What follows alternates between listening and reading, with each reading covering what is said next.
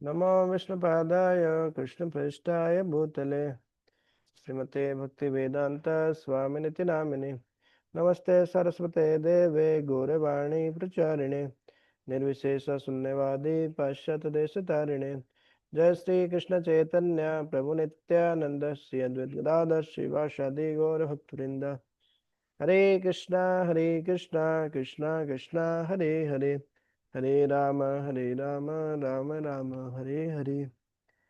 हरे कृष्णा। ग्रंथराज श्रीमद् भागवतम तृतीय स्कंद पंचम अध्याय और आज हम पढ़ेंगे श्लोक संख्या 34 से। यस प्रभु।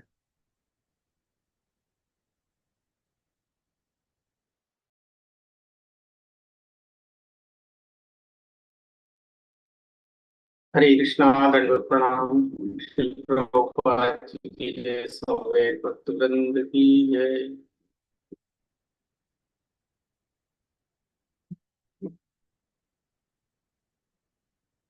अनिलो अति विकुर्वाणो नभ सोरु बलान्वितः ससर्ज रूप तन्मात्रम ज्योतिर्लोकस्य लोचनम।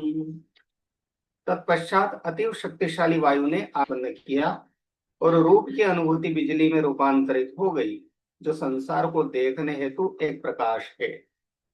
हरे कृष्ण।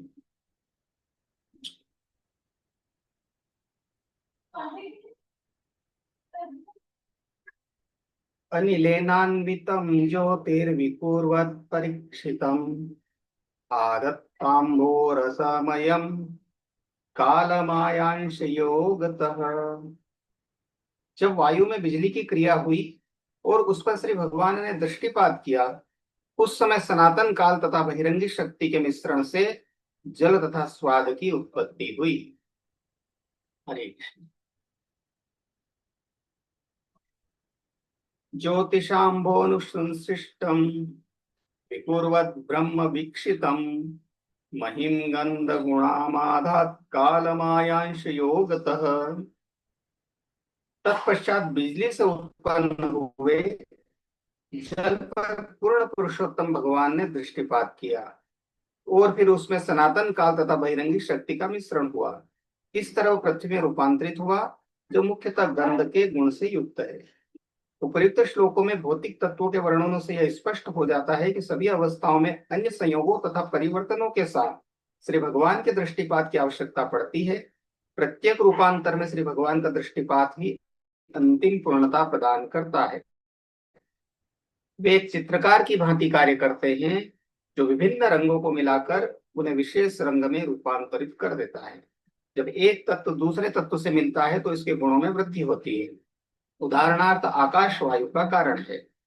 आकाश में ध्वनि नामक केवल एक गुण होता है, किंतु आकाश तथा श्री भगवान के दृष्टिपात की अंतःक्रिया से सनातन काल तथा बहिरंगी प्रकृति के मिलने से वायु उत्पन्न होती है, जिसमें दो गुण पाए जाते हैं, ध्वनि तथा स्पर्श। इसी तरह वायु उत्पन्न हो जाने पर आकाश तथा वायु की अंतःक्रिया काल तथा श्री भगवान की बहिरंगी शक्ति के स्पर्श के कारण बिजली उत्पन्न करती है, और वायु तथा आकाश के साथ बिजली की अंतःक्रिया काल बहिरंगी शक्ति तथा उन पर श्री भगवान के दृष्टिपात के मिश्रण से जल उत्पन्न करती है। आकाश की अंतिम अवस्था में केवल एक गुण रहता है, वह है ध्वनि। वायु में दो गुण रहते हैं, ध्वनि तथा स्पर्श। बिजली में तीन गुण होते हैं, ध्वनि स्पर्श तथा रूप। और जल में चार गुण होते हैं, ध्वनि स्पर्श रूप तथा स्वाद। भौतिक विकास की अंतिम अवस्था में पृथ्वी तत्व फलित होता है, जो समस्त पांचों गुणों अर्थात ध्वनि स्पर्श रूप स्वाद तथा गंध से युक्त होता है। यद्यपि वे विभिन्न पदार्थों के भिन्न भिन्न मिश्रण हैं, किंतु ऐसे मिश्रण स्वतः नहीं बन जाते। जिस तरह की जीवित चित्रकार के स्पर्श के बिना रंगों का मिश्रण स्वतः नहीं हो पाता, यह स्वयं संचालित प्रणाली वास्तव में श्री भगवान के दृष्टिपात रूपी स्पर्श द्वारा क्रियाशील होती है। समस्त भौतिक परिवर्तनों में सजीव चेतना ही अंतिम निर्णायक होती है। इस तथ्य का उल्लेख श्रीमद् भगवद गीता 9.10 में निम्नवत हुआ है। मयाध्यक्षेण प्रकृति सूयते सचराचरम हेतुनानेन कौन्तेय जगद्वि परिवर्तते।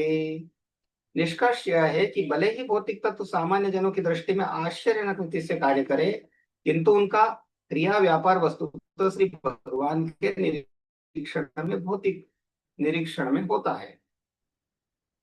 जो लोग भौतिक तत्वों के परिवर्तनों को ही देख सकते हैं और उनके पीछे श्री भगवान के अदृश्य हाथों का अनुभव नहीं कर सकते, निश्चय ही कम बुद्धिमान व्यक्ति होते हैं, भले ही वे महान भौतिक विज्ञानियों के रूप में विज्ञापित किए जा रहे हों। हरे कृष्णा। हरे कृष्णा। तो प्रभु जी इसमें चर्चा हो रही है भौतिक सृष्टि कैसे आती है। अ, कि अ, हमारा विश्वास बढ़ाने के लिए वास्तव में सृष्टि कैसे हुई। तो शास्त्र में जैसे भागवत में पढ़ रहे हैं तो केवल आध्यात्मिक जगत के बारे में नहीं, भौतिक जगत के बारे में भी ज्ञान है। वेदों में सब कुछ है वास्तव में। जो हम भौतिक आजकल की जो भौतिक पढ़ाई करते हैं, तो ऐसा नहीं है कि भौतिक पढ़ाई इधर ही है, भक्ति करेंगे या वेदों में तो पढ़ाई नहीं है भौतिक पढ़ाई, जो कि ज्यादा है वेदों में पढ़ाई, भौतिक पढ़ाई। भगवान भगवत गीता में इसलिए बोले त्रैगुण्य विषया वेदा, वेद तीन गुणों के बारे में ही ज्यादा चर्चा करते हैं। मतलब भौतिक पढ़ाई ज्यादा है उसमें तीन गुण मतलब भौतिक। तो तीनों गुणों से ऊपर कैसे उठना है वो अर्जुन को बता रहे हैं। निस्त्रिय गुण्यो भव अर्जुन, हे अर्जुन तुम तीनों गुणों से ऊपर उठ जाइए। तो अब ये भौतिक सृष्टि कैसे होती है इसके बारे में विस्तार से चर्चा बता रहे हैं। ये पूरा क्रिएशन कैसे होता है बहुत ही इंटरेस्टिंग है। जैसे कोई गांव है, फिर तहसील पंचायत रहती है, फिर नगर पालिका, फिर अपना जो भी जिला आ जाता है, फिर राज्य आ जाता है, फिर देश आता है, फिर पूरा विश्व है ना, भारत खंड है, फिर भारत वर्ष है, फिर ऐसे बहुत सारे वर्ष है, भारतवर्ष एक है, फिर जम्बू द्वीप है, ये है वो है। तो इस तरीके से सृष्टि के बारे में बहुत विस्तार से चर्चा है हम हम तो समझ ही नहीं पाते पूरी सृष्टि। तो भारतवर्ष में एक भारत खंड है, जो हमारा, जो हम सोचते हैं जो गोला है पृथ्वी, तो वो तो एक बहुत छोटा सा भाग है उसका, भारतवर्ष भारत खंड का। भारतवर्ष का एक छोटा सा भाग है वो भारत खंड है, वो इतना सा गोला जो जिसको हम पृथ्वी समझते हैं हैं? तो ये पूरी सृष्टि के बारे में ये भागवतम में बहुत अच्छे से वर्णन है, बहुत ही साइंटिफिक। इतना साइंटिफिक है कि आज तक की साइंस भी ऐसे क्रिएशन के बारे में नहीं बता सकती। अब देखिए भगवान बता रहे हैं, सबसे पहले आकाश आई। अ, आकाश में क्या है? केवल साउंड है, शब्द है। फिर उससे वायु आई, वायु में क्या है? दो गुण आ गए उसमें, शब्द साउंड भी है, और साथ में क्या है? स्पर्श भी है, टच भी आप महसूस कर सकते हैं। तो जो पांच हमारी इंद्रियां हैं, ज्ञान इंद्रिया जो पांच है, तो उनके पांच विषय हैं। जैसे शब्द, रूप, आंखों से देखते हैं रूप हो गया, कानों से सुनते हैं शब्द हो गया, जीवा से आस्वादन करते हैं रस हो गया, ऐसे ही नाक से सूंघते हैं घ्राण हो गया, और त्वचा से स्पर्श महसूस करते हैं, तो ये स्पर्श हो गया। तो पांच गुण है ये। तो ये जो पंच तत्व आए, सबसे पहले आकाश आई तो उसमें एक ही गुण है, फिर उसमें क्रिया हुई, भगवान का दृष्टिपात हुआ, तो उससे वायु आई, वायु में स्पर्श और शब्द, दो गुण आ गए। फिर वायु से क्या आया? वायु से अग्नि आई, या इसमें बिजली बोला है। तो अग्नि, अग्नि में क्या है? उसका शब्द भी होता है, साउंड भी होता है, उसका टच भी होता है, टच करके देख सकते हैं आपको उसका अच्छा टच रहता है बहुत तो जला देता है वो अग्नि। उसके बाद में उसमें क्या रूप भी है उसका, आंखों से देख भी सकते हैं, हवा को देख नहीं सकते हैं, आकाश को देख नहीं सकते, तो धीरे धीरे गुणों में वृद्धि हो रही है। आग को देख भी सकते हैं, उसका एक रूप है सुंदर। हम्म। उसके बाद में जल आता है, तो जल में शब्द है, उसको सुन सकते हैं, है? उसको स्पर्श कर सकते हैं जल को, उसको देख सकते हैं, और उसके साथ में उसका स्वाद भी है। पानी का स्वाद कैसे? मतलब वो तो स्वादहीन होता है पानी, तो नहीं, स्वाद होता है उसमें। निर्जला करने के बाद जब सुबह सुबह पानी पीते हैं, तो वो पानी का स्वाद हमको पता चलता है, कितना पानी में भी कितना स्वाद है। इसलिए भगवान बोले रसो हम अब सु कौनते, या पानी का स्वाद में हूँ। तो ये हो गया अग्नि। अग्नि के बाद में लास्ट में पृथ्वी आया है। तो पृथ्वी, पंचतत्व में पृथ्वी बची, तो पृथ्वी में पांचों गुण आ जाते हैं। उसमें गंध भी होती है, जैसे भी बारिश हो रही है तो बारिश होने के बाद एक पृथ्वी की गंध आती है, एक अलग ही स्मेल रहती है पृथ्वी की। साफ सुथरा रहता है गांव में, वहां पे बहुत अच्छी स्मेल आती है गंदगी है वहां तो बात से मारेगी वो नेचुरल स्मेल नहीं है पृथ्वी की। तो इस प्रकार से पंचतत्व है, और कि किस प्रकार से सृष्टि होती है भगवान बता रहे हैं, कितने साइंटिफिक है। यस रोज। भूतानां नव आदीनां यद्यद् भव्यावरावरम् तेषां परानुसंसर्गाद्यथासंख्य गुणान् विदुः। हे भद्र पुरुष, आकाश से लेकर पृथ्वी तक के सारे भौतिक तत्वों में जितने सारे निम्न तथा श्रेष्ठ गुण पाए जाते हैं, वे श्री भगवान के दृष्टिपात के अंतिम स्पर्श के कारण होते हैं। हरे कृष्ण। एते देवा कला विष्णोः कालमायांशलिंगिनः नानात्वास्त्वक्रियानिशाः प्रोचु प्राञ्जलयो विभुम्। उपर्युक्त तो सभी भौतिक तत्वों के नियंत्रक देव भगवान श्री विष्णु के सत्याविष्ट अंश हैं। वे बहिरंगी शक्ति के अंतर्गत सनातन काल द्वारा देह धारण करते हैं और वे श्री भगवान के अंश हैं। चूंकि उन्हें ब्रह्मांडी दायित्वों के विभिन्न कार्य सौंपे गए थे और चूंकि वो उन्हें संपन्न करने में असमर्थ थे, अतः उन्होंने श्री भगवान की मनोहारी स्तुतियां निम्नलिखित प्रकार से की। ब्रह्मांडी कार्य व्यापार की व्यवस्था के लिए उच्चतर ग्रह मंडलों में निवास करने वाले विविध नियंत्रक देवताओं की अवधारणा काल्पनिक नहीं है, जैसा कि कम बुद्धि वाले व्यक्ति प्रस्तावित करते हैं। ये देवतागण परम भगवान से विष्णु के विस्तारित अंश हैं और ये काल बहिरंगी शक्ति तथा परमेश्वर की आंशिक चेतना द्वारा देह पाते हैं।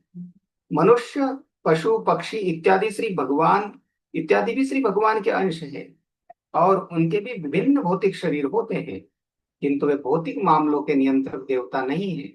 प्रत्युत वे ऐसे देवताओं द्वारा नियंत्रित होते हैं। ऐसा नियंत्रक निरर्थक नहीं होता।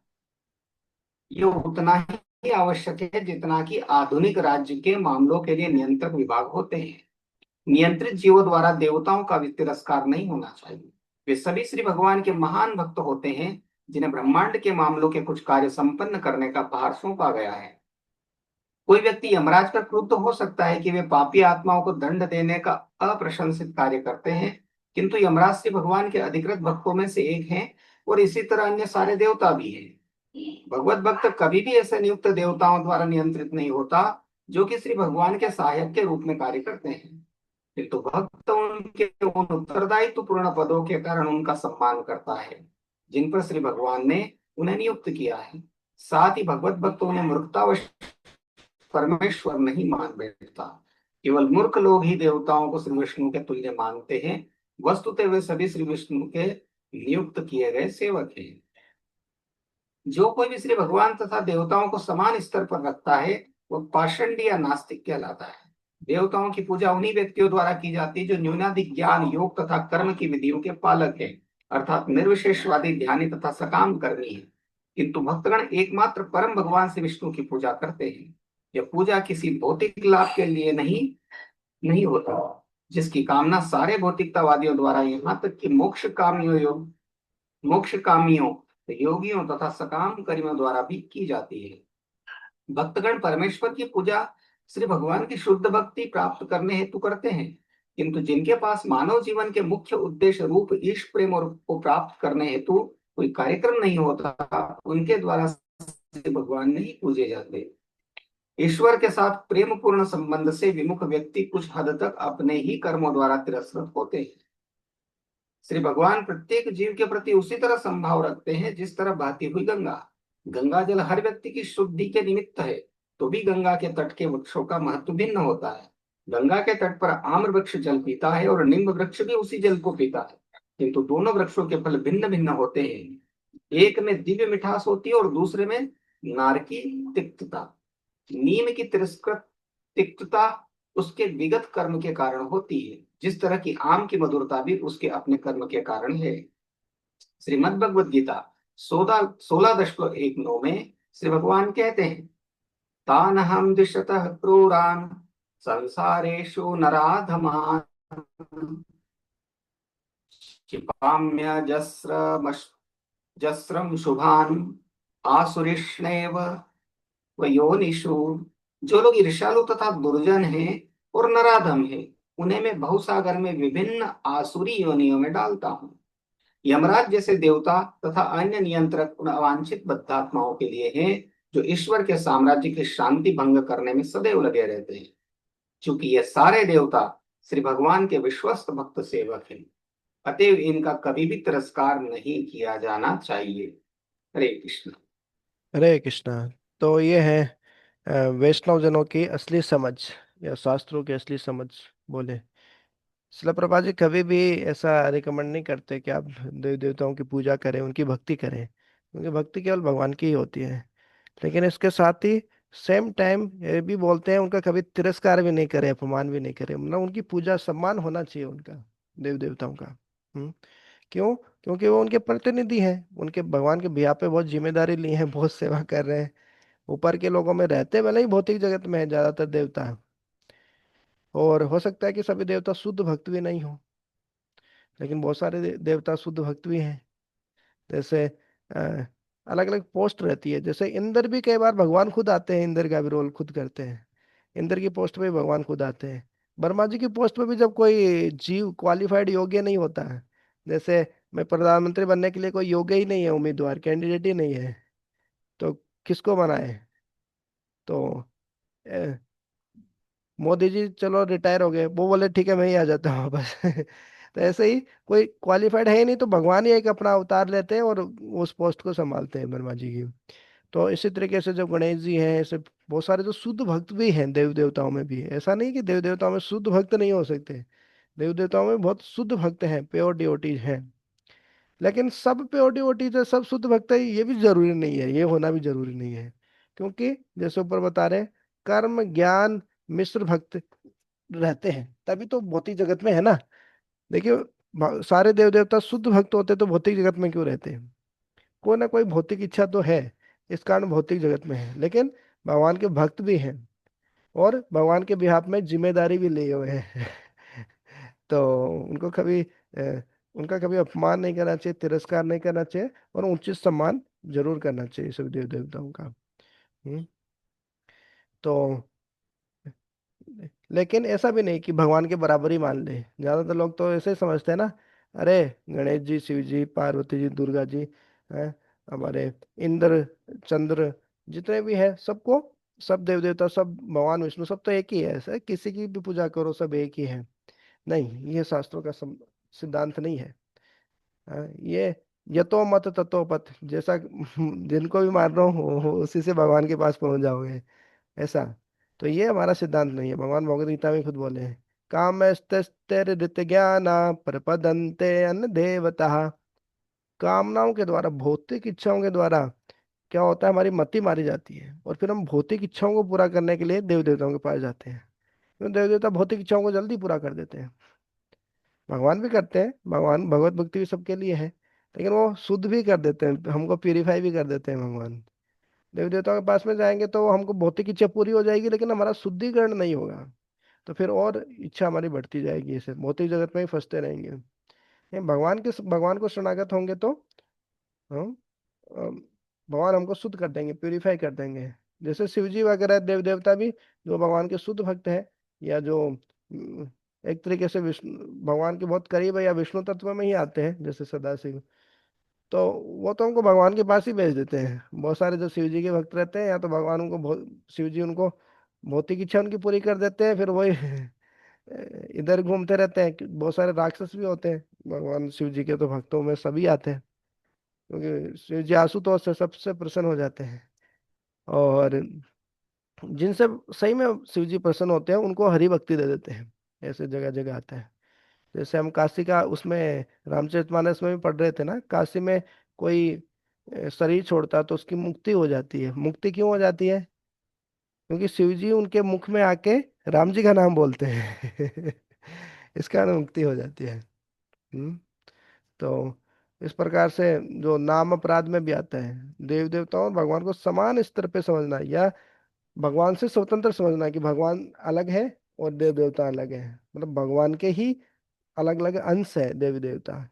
वही भगवान के जैसे विराट रूप का वर्णन आता है, तो अलग अलग देव देवता भगवान के अलग अलग अंग है एक तरीके से। और उनको भगवान के बिहा पे वो जिम्मेदारी लेके सेवा करना है वो लोग भी बहुत। तो इस कारण देवताओं की स्थिति क्या है वो समझना बहुत जरूरी है। वो नहीं समझते तो कंफ्यूजन होती है, फिर एक निष्ठ अनन्य भाव से भगवान की भक्ति नहीं कर पाते। आज तो सन्नी जी को भी खुश करना पड़ेगा, सन्नी जी लग जाएंगे, सन्नी देव लग जाएंगे नहीं तो। तो इस प्रकार से अलग अलग विचार आते हैं। अब भगवान को संतुष्ट करेंगे तो क्या, पेड़ की जड़ में पानी डालने जैसा है। तो पत्ती में, फल में, फूल में अलग से पानी देने की जरूरत नहीं, सब देव देवता अपने आप खुश हो जाएंगे। लेकिन केवल पत्ती में पानी डालेंगे तो हो सकता है फिर टहनी सूख जाए, फल सूख जाए, ये सबको पानी नहीं मिलेगा इस प्रकार से। हम्म। यथा तरोर्मूल निषेचनेन तृपयन्ति तत्स्कंद भुजोपशाखा। पेड़ की जड़ में पानी डालने से पूरे वृक्ष को फल मिल जाता है। ऐसे भगवान की भक्ति करने से सब देव देवता अपने आप प्रसन्न हो जाते हैं। हम्म। तो जो भगवान तथा, इसमें अलग अलग श्लोक भी है कि जो भगवान और देव देवताओं को समान स्तर पर देखता है, उनको कि एक जगह तो पाखंडी बोला, पाषंडी बोला गया है, मतलब नास्तिक बोला गया है। तो ये क्लैरिटी नहीं है हमारे सनातन हिंदू धर्म में, ये मतलब खिचड़ी है। भगवान को है ना, यही समझ में नहीं आता है लोगों को। तो कोई ना कोई मोक्षकामी योगी ऐसा काम कर, कोई ना कोई भौतिक इच्छा रहती है, तो इस प्रकार से वो शुद्ध भक्ति नहीं कर पाते हैं। और ये उपमा भी बहुत सुंदर दी। गंगा नदी के किनारे तो देखो, नीम का भी पेड़ रहता है जी और आम का भी पेड़ रहता है, और दोनों को एक ही चीज मिल रही है उसी पानी से। लेकिन एक खारे निमोली है ना, वो नीम का जो फल रहता है खारा रहता है, और एक आम का फल रहता है। तो ऐसे ही सब सब तो ही हमको भौतिक जगत में रह रहे हैं, लेकिन कोई साधु का जीवन जी रहे हैं और कोई एकदम पापी जीवन बिताते हैं। क्लास में बहुत सारे स्टूडेंट बैठे हैं, कोई टॉप करता है, कोई नीचे से टॉप करते हैं, फेल हो जाते हैं। तो ये व्यक्ति के ऊपर ही निर्भर करता है, उसके विगत कर्मों का फल कैसा है, वैसे गुण रहते हैं, वैसे व्यक्ति का स्वभाव रहता है। और वो अभी क्या कार्य करते हैं, उस पर निर्भर करता है कि वो कितनी प्रगति करेगा। तो भगवान बोले कि जो भगवान से द्वेष करते हैं, ईर्ष्या करते हैं, ऐसे भी बहुत सारे लोग हैं। तो भगवान बोले ऐसे लोगों को मैं आसुरी योनि में डाल देता हूँ। हम्म, जो जैसे आप देखेंगे अलग अलग भूत प्रेत की योनि है, सांप है, बिच्छू है। तो इन सब योनियों में जो जीव है, कुछ ना कुछ तो पाप कर्म किए हैं, तभी तो उसमें है, ऐसी योनियों में है। तो उनको भी, उनका भी उद्धार करना चाहिए। भक्त लोग उनके भी प्रति दयालु होते हैं, उनका भी हरि नाम करके सुनाते हैं इस प्रकार से। तो इसके आगे श्लोक संख्या 39 से कल पढ़ेंगे। अभी प्रभु जी से सुनते हैं हम श्री रामचरितमानस। हरे कृष्ण। रामचंद्र भगवान की जय। भक्त शिरोमणि श्री हनुमान जी महाराज की जय। तदपि जाई तुम करहु अब जथा बंस व्यवहारु। बूझी भी प्रकुल वृद्ध गुर वेद विदित आचारु। तथापि तुम जाकर अपने कुल का जैसा व्यवहार हो, ब्राह्मणों कुल के बूढ़ों और गुरुओं से पूछकर और वेदों में वर्णित जैसा आचार हो वैसा करो। विश्वामित्र जी कह रहे हैं महाराज जनक जी से कि धनुष के टूटते विवाह तो संपन्न हो गया है, लेकिन फिर भी आप जाकर के जैसा कुल रीति है, जैसे नीति नियम है, उस अनुसार आप आगे का कार्य कीजिए। दूत अवधपुर पठवहु जाई, आनहि नृप दशरथ ही बोलाई। मुदित राउ कही भले ही कृपाला, पठय दूत बोली ते ही काला। जाकर अयोध्या को दूत भेजो, जो राजा दशरथ को बुला लावे। राजा ने प्रसन्न होकर कहा, हे कृपालु, बहुत अच्छा। और उसी समय दूतों को बुलाकर भेज दिया। अब महाराज दशरथ जी को सूचना करना थी अयोध्या, क्योंकि भगवान राम तो सीधे ही विश्वामित्र गुरुदेव के साथ में जो उनके यज्ञ की रक्षा करने के लिए उनके आश्रम में गए थे, और वहीं से सीधे जो है अहिल्या का उद्धार करते हुए विश्वामित्र जी के साथ में जनकपुर आ गए थे, सीता स्वयंवर में भाग लेने के लिए। फिर राजा जनक जी महाराज ने राजा दशरथ जी को बुलाने के लिए दूत को भेजा। बहुरी महाजन सकल बोलाए, आई सबनि सादर सिर नाये। हाट बाट मंदिर सुरबासा, नगर सवार हूँ चारी हूँ पासा। फिर सब महाजनों को बुलाया और सबने आकर राजा को आदर पूर्वक सिर नवाया। राजा ने कहा, बाजार, रास्ते, घर, देवालय और सारे नगर को चारों ओर से सजाओ। नगर को सजाने का आदेश देते हैं। और भागवतम में जैसे कल आया था महाजनों का वर्णन, तो महाजनों को भी बुलाया। हर्षि चले निज निज गृह आए, पुनि परिचारक बोली पठाए। रचहु विचित्र बितान बनाई, सिर धरि बचन चले सचुपाई। महाजन प्रसन्न होकर चले और अपने अपने घर आए। फिर राजा ने नौकरों को बुला भेजा और उन्हें आज्ञा दी कि विचित्र मंडप सजाकर तैयार करो। यह सुनकर वे सब राजा के वचन सिर पर धरकर और सुख पाकर चले। पठए बोली गुनी तिन्ह का नाना, जे बितान विधि कुशल सुजाना। विधि बांधित न कीन आरंभा, बिरचे कनक कदली के खंबा। उन्होंने अनेक कारीगरों को बुला भेजा जो मंडप बनाने में कुशल और चतुर थे। उन्होंने ब्रह्मा की वंदना करके कार्य आरंभ किया और पहले सोने के केले के खंबे बनाए। हरित मनिन के पत्र फल, पदुमराग के फूल। रचना देखी विचित्र अति, मनु बिरंची कर भूल। हरी हरी मणियों, पन्ने के पत्ते और फल बनाए तथा पद्मराग मणियों, माणिक के फूल बनाए।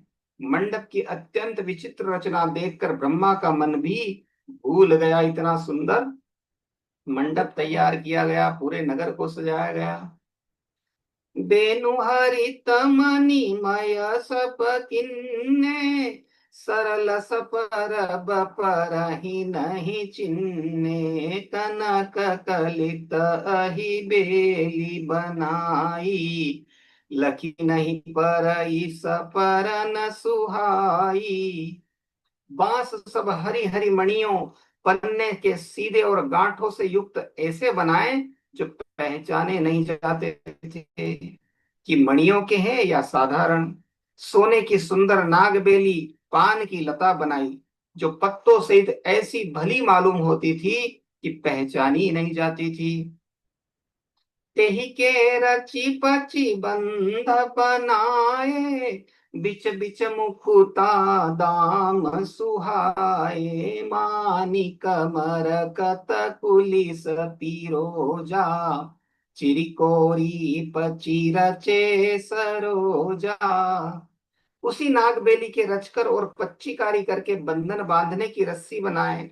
बीच बीच में मोतियों की सुंदर झालरें हैं। माणिक, पन्ने, हीरे और फिरोजे इन रत्नों को चीर कर, कोर कर और पच्चीकारी करके इनके लाल, हरे, सफेद और फिरोजी रंग के कमल बनाए। किए भृंग बहुरंग बिहंगा, गुंजहि कूजहि पवन प्रसंगा। सुर प्रतिमा खंबन गढ़ी काढ़ी, मंगल द्रव्य लिए सब ठाड़ी। भोरे और बहुत रंगों के पक्षी बनाए जो हवा के सहारे गूंजते और कूजते थे। खंभों पर देवताओं की मूर्तियां गढ़कर निकाली जो सब मंगल द्रव्य लिए खड़ी थी। चौके भांति अनेक पुराई, सिंदूर मणिमय सहज सुहाई। गजमुक्ताओं के सहज ही सुहावने अनेकों तरह के चौक पुराए। सौरभ पल्लव सुभग सुटी किए नील मणि कोरी। हेम बोर मरकत घवरी, लसत पाट मय डोरी। नीलमणि को कोरकर अत्यंत सुंदर आम के पत्ते बनाए। सोने के बोर, आम के फूल और रेशम की डोरी से बंधे हुए पन्ने के बने फूलों के गुच्छे सुशोभित हैं। रचे रुचिर बर बंद निवारे, मनहु मनोभव फंद संवारे। मंगल कलश अनेक बनाए, ध्वज पताक पट चमर सुहाए। ऐसे सुंदर और उत्तम बंधनवार बनाए, मानो कामदेव ने फंदे सजाए हों। अनेकों मंगल कलश और सुंदर ध्वजा पताका पर्दे और चमर बनाए। दीप मनोहर मणिमय नाना, जाइन बरनि विचित्र बिताना। जेहि मंडप दुलहिनी दे देही, सोबर ने असीमति कवि केही। जिसमें मणियों के अनेकों सुंदर दीपक हैं, उस विचित्र मंडप का तो वर्णन ही नहीं किया जा सकता। जिस मंडप में श्री जानकी जी दुल्हीन होंगी, किस कवि की ऐसी बुद्धि है जो उसका वर्णन कर सके। दुलहु राम रूप गुण सागर, शोभितानुति हूँ लोक उजागर। जनक भवन के शोभा जैसी, गृह गृह प्रतिपुर देखिय तैसी। जिस मंडप में रूप और गुणों के समुद्र श्री रामचंद्र जी दुल्हे होंगे, वह मंडप तीनों लोकों में प्रसिद्ध होना ही चाहिए। जनक जी के महल की जैसी शोभा है, वैसी शोभा नगर के प्रत्येक घर की दिखाई देती है। जेहि तेरहुति तेहि समय निहारी, तेहि लघु लागहि भुवन दस चारी। जो संपदा नीच गृह सोहा, सो बिलो की सुर नायक मोहा। उस समय जिसने तिरहुति को देखा, उसे 14 भुवन तुच्छ जान पड़े। जनकपुर में नीच के घर भी उस समय जो संपदा सुशोभित थी, उसे देखकर इंद्र भी मोहित हो जाता था। आज के समय में भी इतनी सुंदर साज सज्जा होती है, और उस समय जब भगवान के विवाह की सुंदर सज्जा हो रही है, तो उसका वर्णन तो किसी भी कवि द्वारा संभव नहीं है। वह अत्यंत ही सुंदर होगी। बसहि नगर जेहि लच्छी करी, कपट नारी बर बेशु। तेहि पुर के शोभा कहत, सकुचहि सारद सेसु। सियावर रामचंद्र भगवान की जय। हरे कृष्णा। हरे कृष्णा प्रभु जी, बहुत बहुत धन्यवाद। तो बहुत ही सुंदर वर्णन, डेकोरेशन। तो कोई भी फंक्शन होता है, मंदिर में फेस्टिवल आता है, तो पूरा मंदिर डेकोरेट किया जाता है। तो सही में इस प्रकार से जैसे बंधनवार फल फूलों से इस प्रकार से जब सजाते हैं, बहुत अच्छा लगता है, दिव्य लगता है। आजकल तो क्या है, मतलब इतना बजट नहीं रहता, तो ज्यादातर तो क्या ही करते हैं कि मतलब आर्टिफिशियल तरीके से डेकोरेशन करते हैं। लेकिन यहाँ पे देख रहे हैं भाई, कि किस प्रकार से महाराज जनक के इधर कितना सुंदर सजा रहे हैं। बोले कनक सोने का भी यूज हो रहा है। बाकी फल फूल आम वगैरह केले, केला वगैरह वो तो है ही, उसके साथ में ऐसे महंगे महंगे आइटम्स भी यूज हो रहे हैं, वो प्राकृतिक आर्टिफिशियल। अभी तो इतना बजट, लोग क्या रहते हैं कि मतलब सोने की जगह, सोने के आभूषण की जगह कुछ वही पहनते हैं अलग ही, जो सोने की पॉलिश रहती है खाली। अंदर से तो आयरन ही रहता है। तो लेकिन भगवान के समय, जहाँ पे यत्र योगेश्वर कृष्ण, तो जहाँ पे भगवान है वहाँ पे तो सारा ओपुलेंस रहना स्वाभाविक ही है। तो मंदिर में भी हम देखते हैं कि हमारे भी कभी कभी इस प्रकार से कोई स्पॉन्सर करते हैं, बड़े लोग रहते हैं, तो 2-3 लाख के तो फल फूल से ही सजावट होती है। जन्माष्टमी हो गई और बड़े बड़े फेस्टिवल में। तो बहुत बहुत धन्यवाद सभी भक्तों का ज्वाइन करने के लिए। यही विराम देते हैं। ग्रंथराज श्रीमद् भागवतम की जय। श्री रामचरितमानस जी की जय। अनंत कोटि वैष्णव वृंद की जय। निताय गौर प्रेमानंदे। हरि हरि बोल।